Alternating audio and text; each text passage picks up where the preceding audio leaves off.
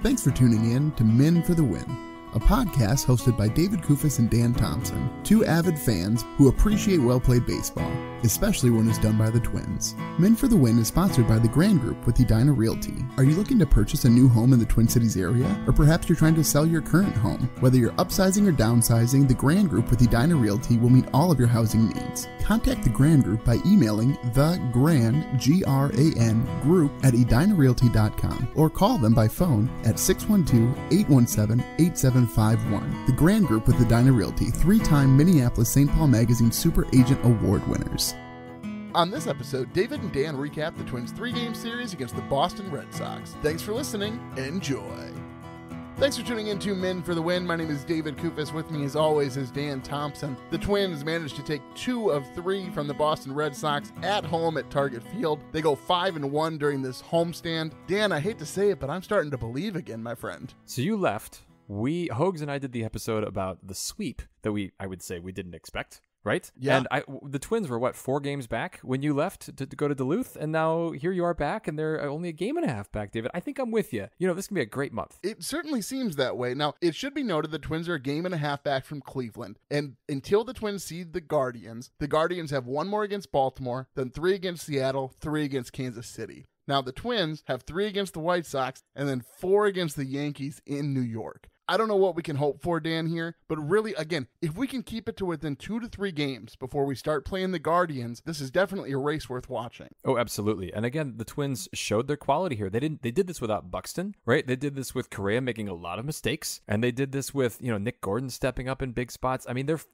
finding ways to win, and the pitching has been great. I think the stat that I saw was that the Twins' ERA in July was over 6. And in August, it was 3.5. I mean, that's the kind of turnaround they needed from their pitching staff. And according to Hoges, that's basically all on the back of Chris Archer. Partially, yes. You would argue maybe the additions of Fulmer and Lopez had something to do with that, too. We're going to get to that a bit I can later. tell we are going to, yes. But how was your trip? How was this trip up north? Oh, it was fabulous. It was mid-70s. We did all the Duluth things. We love going to Duluth. And our little kid is, she's old enough now to sort of appreciate some of the things, so the rock climbing and the skipping rocks and going out on the sandbar and stuff. So it's a great time. And we don't talk a ton about our families on the podcast, intentionally. You're listening to hear about baseball and the Twins. But I do want to say, my family has a long lineage of Twins fans. And my mom actually called me while I was in Duluth, and she said that she found a check that her mom had written, so my grandma had written to the Twins ticket office at Metropolitan Stadium for a game on August 22nd, 1969, which, Dan, I don't know if this is a good omen or not, but it was a 6-0 Twins victory at the Met. I don't know what to tell you, over the Yankees. So anyway, it's sort of a cool, It's a cool thing to have that sort of artifact. It was my mom's first Twins game. She said that she begged her family to go because her siblings had got to go, but she had never been to a game. But so it also made me think of my great-grandma. She had a homestead with my great-grandfather up in Gran, Minnesota, so he was a fisherman on Superior. And she was a huge Twins fan. She lived to be 102, 103, I don't really remember. Once you get that old, Dan, does it really matter? It's pretty old. Yeah. But she was such a Twins fan that even after she had gone blind and mostly deaf, she would still listen to every game, and she would shove that radio right up into her ear.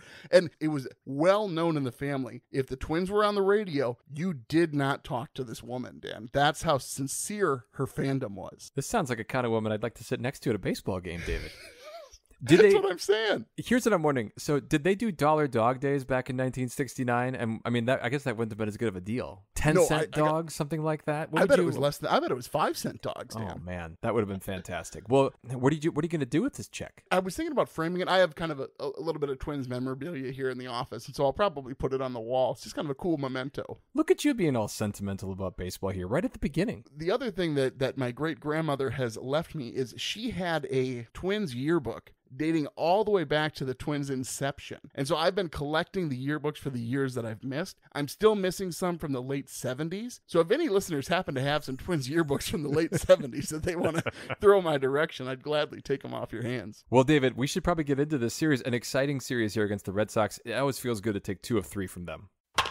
Series recap. Game 1, Dan. This was a fun game. Twins win this one 4-2. Yeah, Dylan Bundy on the mound. He didn't look great. He only gave up 2 earned runs, but he only went 4 2/3. But 9 hits, Dan. Like, clearly the Red Sox were seeing him pretty well. They were really seeing the guys all series. This is kind of a trend. I mean, Joe Ryan was hit pretty hard in this game, but the bullpen, David, gave him 4 innings and a third with just 1 hit, 6 strikeouts, and really that was the key. Yeah, and so I should note here, too. There were some good plays in the field in this game, and there were some poor plays in the field in this game. It bothered me. In the top of the third, the Red Sox score a run on a bad play from Correa. So it's a well-hit ball to left. Cave plays the ball about as well as you could, and he throws it into Correa, and Correa just airmails the throw home, so the runner scores. But the thing is, that doesn't get credited as an error, which is frustrating to me. So that is clearly a dumb, right, Dan Thompson? That's how you win Gold Gloves, David, right? You make your mistakes in ways that don't actually cost you in the scorebook. Quite frustrating. But then on the flip side, in that same inning, Kepler made a great diving catch with runners on first and third, and he made a running diving catch, and he still got up fast enough to prevent the run from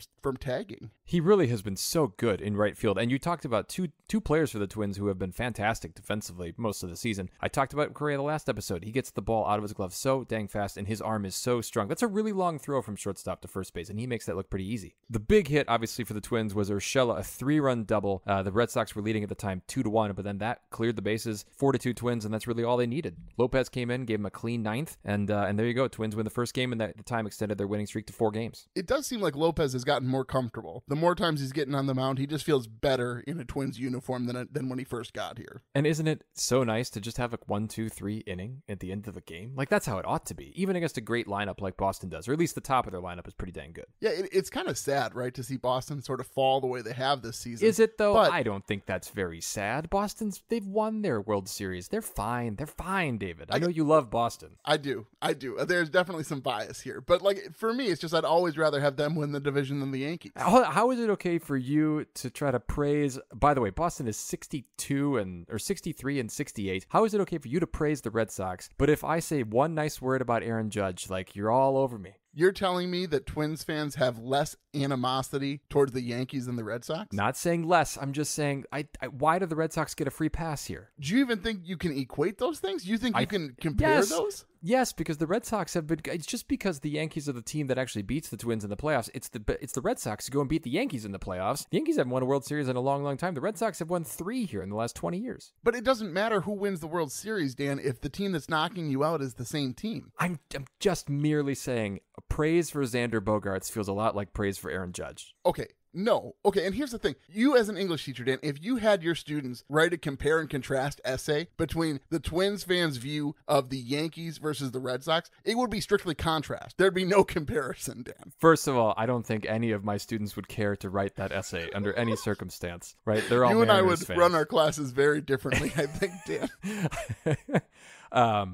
I ought to correct myself here, David. The Red Sox have won 4 World Series since 2004. How many have the Yankees won over that stretch? 1, David. Just 1. Again, I don't think that's the factor that matters. Let's move on to scenario. Game 2. Game 2 was a very exciting game as well. The Twins win this one 10-5. Nick Gordon, the hero, 6 RBI. 2 for 4, including his first grand slam of his career. Yeah, a fantastic moment. It was one of those games that after the way the first game went, when the Twins finally got a big hit and a big moment from Urshela, to see that carry forward into Game 2. I know Hoges is going to say, I don't care about this, but clearly there was some momentum coming from Game 1 in this series. Man. Gordon with a big hit in the first inning just to give the Twins an early lead, which was always really nice. The Red Sox bounce back, but then there's the grand slam. And then Pagan comes in with a comfortable 5-run lead. He almost reached that 6-run limit where you could use a position player. You know, it's one of those things where is 5 runs enough for Pagan? And I think it is. I think I'm okay with that because there's still some wiggle room if things get out of hand. You could still bring in another pitcher. Absolutely. So a fun win for the Twins here to win big and extend that winning streak to 5. It's that 0 F's given culture that Rocco has promoted, Dan. But in any case, that's where the winning streak ends. The Red Sox win Game 3, 6-5. And we throw around the word disappointed, frustrated a little bit. This was a letdown, I think, to not come back. I know that the Red Sox had a 5-0 lead, but it felt like the game that maybe the Twins were going to be able to steal there at the end. Yeah, they went 1 for 7 with runners in scoring position. But Dan, this is what makes me think I'm starting to believe. The Twins were down 5-0. and I didn't think this one's over. And it has been a while since I felt that way. You mentioned the runners in scoring position stat, though. At the same time, the Red Sox were 2 for 14 with runners in scoring position with 10 left on base, so they had plenty of opportunities to run this up. And I will say that play that Miranda didn't make early in the game, I was wondering, if he had kind of been like Miguel Sano, like if he had imagined that he could have gotten a triple play there, like would that have helped in that moment? Would he have remembered what to do you think? Maybe. It's just amazing. We thought we might never say Sano's name again on the podcast, but here he is. I always find a way. In any case, I should explain the situation. So it's the third inning. The Red Sox have runners at second and third, and a ball gets hit to Miranda, who's playing first. And if he just kind of does a little backward shuffle, he could have touched first base and gotten the out there because he saw the runner coming from third and he threw home, which, you don't want to throw behind runners. I get that. But if he had just gotten that one out at first, and then Xander Bogaerts comes up, heads the grand slam shortly thereafter. It was hard. It was a hard moment because we've talked about how Miranda's he's not a natural first baseman. He's a third baseman mostly. And you just got to wonder if he had a little more experience. Like, does Arise make that play? Maybe. I don't know. Like, even Arise is still somewhat new to first. Like, I do think that if Arise feels that ball, I think there's still a good chance he just throws home also. Yeah, because then they end up throwing home, and then the runner's able to get back to third, so then the bases are loaded. By the way, Xander Bogaerts' home run, they gave the StatCast on that. He hit that ball 113 miles an hour, which according to what they said on the Twins telecast, that was the hardest hit home run in the StatCast era. Also, how fast I was driving on 35 on the way home, Dan. But Joe Ryan, it was another one where Joe Ryan really got hit pretty hard, I thought. It's disappointing because it seems like every other start we're talking about this, where he seems to just give up some really hard hit balls on those fastballs that he's just not hitting his spots. And they said on the telecast, Glenn Perkins was there too, and he said, when you're going to miss, you have to know where you're going to miss, if that makes sense, right? You can't miss over the middle of the plate. You can't miss across the plate. If you're going to miss an outside pitch, if you're trying to throw to the corner, well, you need to miss off the plate. And I think that's something he's going to figure out because clearly the Twins just have a lot of trust in him to keep giving him chances. He threw a lot of pitches in this game still, David. He threw 100 pitches. Always does, right? Rocco, he said it and forget it. He's like the Ronco, cooker guy. And then Moran came in, by the way, and gave him 3 innings to kind of keep that. I know he gave up a run, but still 3 innings to kind of save the bullpen here. I thought that was pretty big. It seemed like the right call to let him continue to pitch and just see if the offense could come back. And they nearly did, David. The Twins, they get 2 runs back in the 8th, though Nick Gordon, he hits this double that was nearly a home run, David, but then he tried to force it into a triple. Well, and the thing that was so frustrating about that is the way that ball came off the wall, it seemed as though this was likely going to be a triple. And it would have been had Gordon not sat there and watched the ball as opposed to running out of the box. And honestly, Dan, this frustrates me more than anything in Major League Baseball because players hit a ball, and if they assume it's an out, they won't run it out, right? They won't. They jog down the line. But the thing is, it takes a minor slip up from a fielder to turn that easy out into a single. And this is the same sort of thing where had Gordon done the right thing, had every player just left the box with their head down, how many more base runners would we see in baseball? And we saw that in game 2. Correa hit a ball to the outfield that Verdugo just dropped. Right? I mean, that's a play. I don't know if he was going to make a double on that in any case, but it's just a reminder. You have to run it out. You have to run. And Gordon, off the bat, I'm sorry, but that was not close enough to being a no-doubter for him to just stop. So I was pretty shocked there too. And then the Twins, they get 2 runners on in the bottom of the 9th, but then Luis Arise flies out to left. It looks like he just got under that ball just a little bit. Yeah. And then Correa does what Correa does. He grounded into a double play to end the game. That was a rough one. Well, Dan, we're going to talk a little bit more about Game 3 later. I'm quite certain of it. But with that, let's go ahead and jump into our segments. Catch 'em all, Kirby Puckett! Puckett's Picks Winner. This is great. Jake gave, and I was, in my heart of hearts, I was going to pick Nick Gordon, right? This is one of my no-call calls here. I really wanted to pick Nick Gordon, but I felt pressured by Hoges. He was kind of pushing me into picking Jake Cave. Nevertheless, Jake Cave gets me the victory, and I've evened the season series. David, you go ahead. I'm sad, obviously, but it is funny. Like, honestly, it's hard not to enjoy the humor in this. That the listeners took Correa, who scored 1 point. I took Kepler, which to be honest was clearly a dark horse going into the series, who had 4 points. And then Dan takes Jake Cave, who Hoges all but forced him to take, scores 5 points and gets the victory. Which, it should be noted too, Correa with the low score obviously is funny, but also he's never won for the listener. which is pretty impressive. Meanwhile, David, you're 7 of 16 picking Correa, 4 for 4 with Arise, and now, David, I'm 1 for 1 with Jake Cave. Batting 1,000 over there. So season standings now, unfortunately, Dan has brought himself even with me at 15 wins apiece, and the listeners have 11. Dan, because you won with Jake Cave, I'm not going to read the points scored, but you can if you'd like. All we need to know, I have a 30-point lead that I feel is pretty safe here, finishing out. And what have I always said? Run differential, David, wins out in the end. So I feel pretty confident I'm going to come away with a season victory here. Beast versus Bench. Is losing fun? Is losing fun? We're kind of in agreement, and I just don't know who else to pick. It's got to be Nick Gordon. Right? Doesn't it be? It does. Yes. No, I think he's clearly the pick. It's just frustrating that some of the greatness that he had in this series was brought down a little bit by some of his dumbs. Totally. But he had 2 hits in each game, 8 RBI, single-handedly won them game 2 in so many ways, but we could argue he very possibly lost them at least a chance in game 3. I haven't been on the Nick Gordon train at all. No. Right? Like, clearly you are the conductor. I'm conducting, yes. You are a conductor and you're the only passenger on the train, actually, Dan. But here's the thing. Maybe I'm going to have to change my tune when it comes to Nick Gordon, because the way that he's playing, maybe he's going to find himself with more playing time next season, even if they have a healthy Larnach and a healthy Kirilloff. He is batting .279 this season with a .762 OPS. I think he is very safe for a roster spot, and I think even a starting spot next season. Well, again, I hate to do this, Dan, but it looks like we agree on the bench as well. We do, and I think it's Correa because of the way that Game 3 ended. You mentioned the air-mailed throw that he had in Game 1. Just not enough hits in big spots there, especially in Game 3, because he had other opportunities in Game 3. No, it was a really, really frustrating Game 3 from the Correa perspective. And the thing is, Dan, I sort of expected Correa to have a good series against Boston because you didn't say anything silly like, oh, well, he's seen Boston a lot, or he'll be comfortable against Boston for such and such a reason. You know, we got to give him credit. He had a great, he carried the Twins the last series, so we can allow him a bench spot here. But I think looking for anybody else, I think it's got to be him, or I'd have to pick a starting pitcher, and I think we know that Hoges would not appreciate that. Well, let's start questioning Rocco here, Dan. Rocco's Rewind. So while we're on the topic of Game 3, here's my question, Dan. 9th inning, you got runners on first and second, nobody out. Arise is at the plate. A great contact hitter. He's not super likely to hit into a double play, but it's likely because he's a little bit slow. And you have Caleb Hamilton on first, who's pinch running for Sanchez, which I gotta say, Dan, I want to see those two in a foot race because I'm not really convinced that that's an upgrade in the speed department. You got a backup catcher taking the spot of who we would probably argue is a backup catcher. Like, granted, if it was Leone at first, I'm all on board. But if we're talking Sanchez and Hamilton, I don't know who wins that foot race.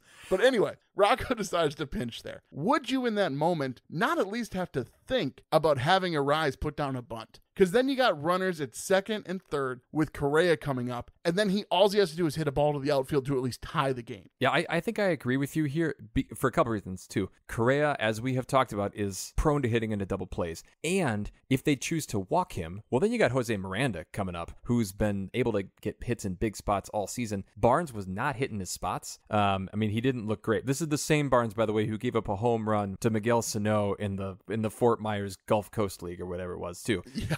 So I think that is a very reasonable thing. At the same time, Luis Arise has the best batting average in the American League. I think you have to also give him a chance to just win the game or at least, tie it up. Yeah, I think, but what are the odds that Arise hits a home run? Like, he's not known for home run hitting, and even like double, I suppose, is possible. I still think in that moment, the smarter play is to have him bunt. I think it is too, because the priority there is to tie the game, not to win the game in the 9th inning. Exactly. So my question for Rocco actually goes back to Game 1 in the 5th inning, and the Twins are actually trailing 2-1 at this point. So let me set the scene. So Luis Arise walks, Carlos Correa walks, Max Kepler grounds out, but then Arise gets a third and Correa to second. Miranda walks, bases are loaded, Nick Gordon is due up. And then Rocco decides to pinch hit Kyle Garlick in this spot. I get it. He was facing a lefty, and we know, obviously, that, Garlick mashes lefties, right? That's what he does. But the funny thing, and the great thing, by the way, is that Gio Urshela kind of makes this a little bit null and void because he doubles and clears the bases, right? But then this really throws the whole lineup into this interesting wrench because the Twins don't have enough healthy infielders. Even at the time on the radio, Provis is like, well, Jorge Polanco's not healthy enough to play, so what are they going to do? And then really kind of finagling players to kind of move around. They move Arise to second. They abandon the DH, and it ends up working out. I just thought it was a little early to totally completely blow up your lineup here in the middle of a game when you have Nick Gordon coming. It's not like Nick Gordon is an incapable hitter, and ironically, he was the best hitter in the series the rest of the way. It's an odd choice, but I like the aggressiveness. I'd rather see this, like, if you're gonna be dumb boldly, right? Like, that's what they say. Like, so in this moment, if you think that this is your best opportunity that you're gonna have in a game, I'm totally fine with making the fielders have to move around a bit. I guess, but we have just seen the Twins have fielders make bonehead plays when they're not in a natural position. We saw it in Game 3 with Miranda, though I don't know if I can call that a bonehead play, but we've seen questionable outfield play from a lot of different guys. If you have a healthy Jorge Polanco, I'm all for it, right? But the fact they don't have another competent infielder there, I was just a little worried. Worked out, just thought it was maybe too aggressive.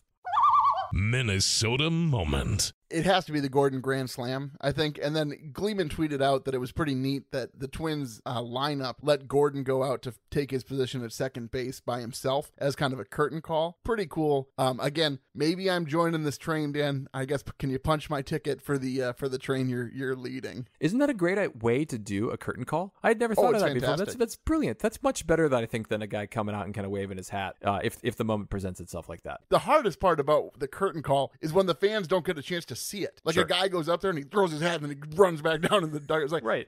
You got to give him a second to see you. See the clapping start and then walk back down the stairs. And in this instance, what's even more awkward is if Gordon gets out there and there's no curtain call, like, because the fans don't know what's happening. Right, that's true. We should coach them up. And how do you wave, by the way? Is there a certain way you have to wave? I feel like it's like a parade or something, like with a Miss America pageant or something. I think you have to do it with your batting helmet, not just your hat. You don't move like your upper body, right? You just twist at the torso with the hat like this. I think that's the way you know, David, there are moments when I'm really glad we don't have video with this, but this is a moment I wish we did. Like, I would love people to see the motions that you were making there, rotating your body across a vertical axis. It was fantastic. My goodness. My wife said that she was thrilled that we don't do video because I still have sunscreen that I didn't rub in enough on my face.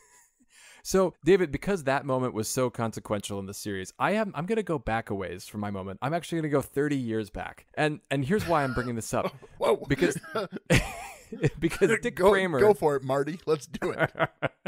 Because Dick Kramer pointed out on the telecast that 30 years ago, this would have been today as in Wednesday, the Twins played a 22-inning game against the Cleveland then Indians that I was at, David. I was at the game. I was one of the 17,000 who started there. My dad and I went. I think we made it to the 15th or 16th inning. The Twins do end up winning. I think it was on a Pedro Munoz hit or something. I think it was even over the bagging right. But I wasn't there for it at 2:30 in the morning. But I love Dick Kramer's line. So Dick Kramer on the telecast says he had just gotten married. And, you know, we teased Dick Kramer a lot, but I thought this was good. He said, and I was the only new husband who walked into the house at 2:30 in the morning where his wife knew exactly where he was. And I love that. Spicy from Dick Kramer. No, it's just, anyway, it was a funny story. Have you been to any late games like that before? I mean, we're not going to have this phenomenon anymore if the rules No, stays. I think I was at a 14-inning one, maybe, where Kubel hit a walk-off at the Dome. I don't remember when that was. I just remember, I've told this story before on the podcast, but that's the game where my buddy yelled out to Mike Redmond that he had him on his fantasy team. What did Mike Redmond yell back? No, he just smirked at him. Oh, He didn't say anything. But it's kind of cool that you tell that story about the 22-inning game because, Dan, your father actually told me that story and how upset you were that you had to leave. And he said the only reason you left is because you didn't have a cell phone, so you couldn't call your mom to tell her that you were going to be so late. Well, see, and that's the thing. If we were actually on TV like Dick Kramer, like, she would have known that we were still there and everything was okay. All right. Anyway, we got to move on here to the Mauer's musings, David. I just don't know how it can get any better. Mauer's musings. Well, you better start, Dan, because I got some words. All right. So the rosters expand here in September. The Twins can add 2 guys, which is not nearly what it used to be when the rosters expanded to 40, I believe the number used to be, David. Do you expect any significant additions here? I think if the Twins had anybody to call up who could be helpful, they would have done so already, Dan. Well, they did. So Billy Hamilton, another Hamilton. This is great. We need more Hamiltons in the Twins system. They did sign him to a minor league deal. He's at AAA. He's a candidate. If we're going to have a pinch hitter late in the game, I'd rather have Billy Hamilton than Caleb Hamilton, right? Yeah.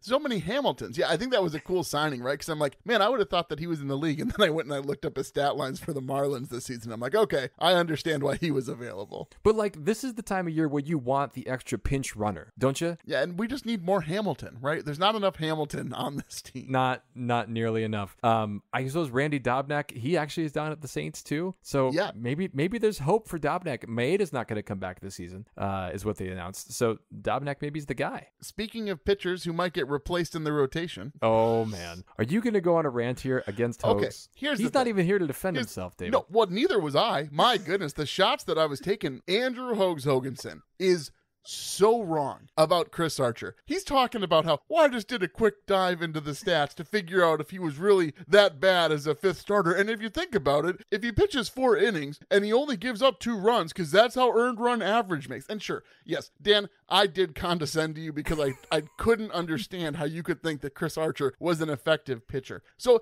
I decided, as soon as I got home from Duluth, this is the first thing I did. I went online and I started pulling stats from fifth starters around the league to figure out what Hogue could have possibly been looking at to show that Chris Archer is an effective fifth starter, because none of the teams that I looked at had a fifth starter who was in worse shape than Chris Archer. The ones who I could find who were worse were the Reds, the Pirates, and the Royals. If that's your comps for what you think Chris Archer brings to the table, how do you think that's good? You can spend 2 minutes on Baseball Reference. Chris Archer's WAR is negative 0.1. He's got a 4.52 ERA, and Hogues is praising the guy like he's been just a godsend to this pitching rotation that's in shambles. Do you really think if the Twins had 5 healthy starters that they had at the beginning of the season, Chris Archer is making the starts he's making? This is beyond insanity. Hogues didn't look at any stats. He probably pulled up 3 teams that he happened to guess right because they were the worst teams in the league when it comes to starting pitching. Fans want an ejection.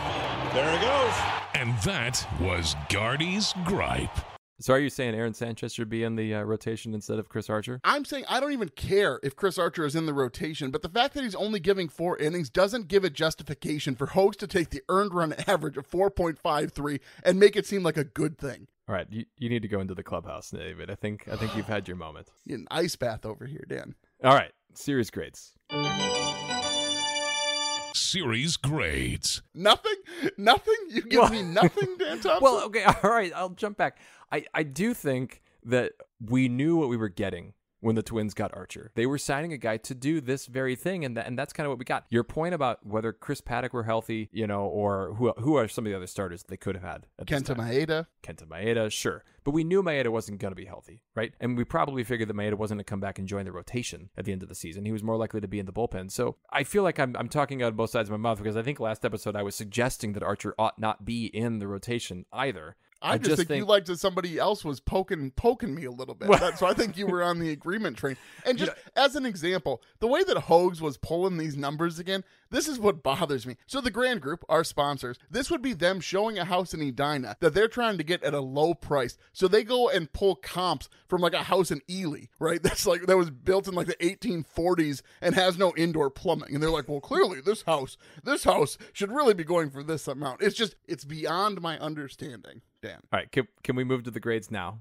I guess. All right, so I'm going to give it a B. I thought about giving it a lower grade just based on the fact that I thought Game 3 was a very winnable game. At the same time, if I take a big picture, 2 out of 3 against the Red Sox at home, capping a 5-1 homestand is pretty good. Yeah, I'm with you here. I'm going to give you a B as well. Wow, I just can't believe that we're in so much agreement here, Dan, except for that last segment for whatever reason. I think we kind of actually agreed about Archer. I think it was just you were a little bit more upset about it than I was. Well, I wouldn't be nearly as upset if Hogues didn't come at me so drastically. My goodness, cash me outside, Hogues. That's what I have to say to you, my friend. Well, he's going to be on here in a few episodes, so you guys can have the final Archer, showdown in a couple episodes. We're not even going to talk about the series. We're just going to be shooting stats back and forth at each other. All right, let's move to Herbie's headline.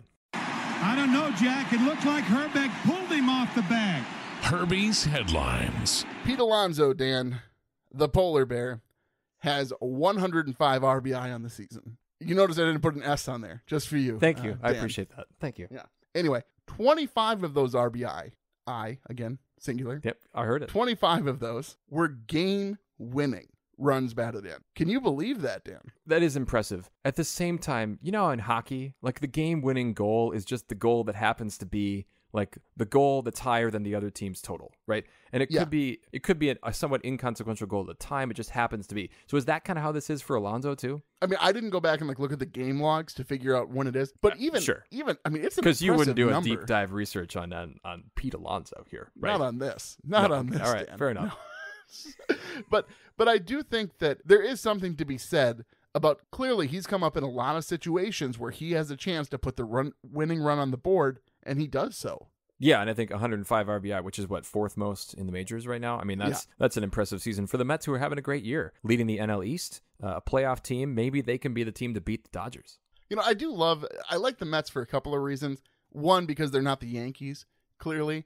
But two, one of my favorite Seinfeld episodes is when Jerry's deciding whether or not to have illegal cable installed. And the way that Kramer convinces him to do so is he goes, the Mets have 75 games on cable this year. And Seinfeld's like, put in the box. And we'll see you tomorrow night. Puckett's Picks.